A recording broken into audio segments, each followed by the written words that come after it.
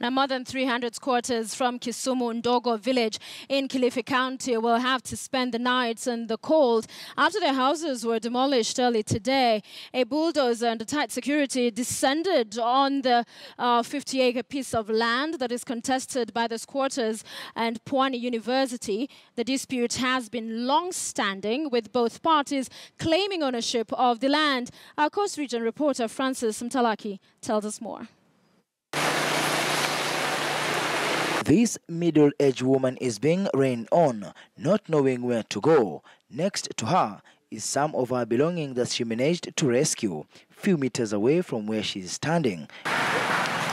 A bulldozer is busy flattening the humble abode she called home for the last 20 years. Saa 10 usiku wakati tukiwa tumelala, tumesikia tu uko kibaoni wakianza kuvunja. Tukajaribu kutetea lakini ikashindikana. Hili ni jambo ambalo limetia watu uchungu.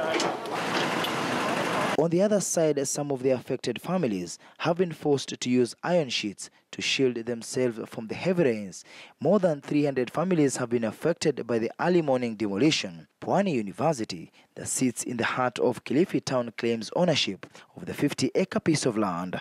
Tuna watoto ambao wanasoma saa hii, hatujapanga school fees, wanafungua Monday, tunatakana uwe umepanga mambo ya school fees, saa hii hatuna mahali tunaenda. Yaani unawekwa hewani. Unatoa vyombo, unaweka nje, hujui uende wapi. Yaani wewe sasa ni kama mnyama.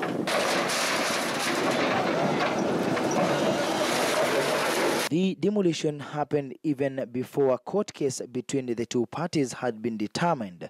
In an earlier judgment at Malindi Court, the squatters rightly owned the land, with many said to have genuine allotment letters from the government tracing 20 years back, while Pwani University claimed to have acquired the land in 2007 from the then Kilifi Institute of Agriculture.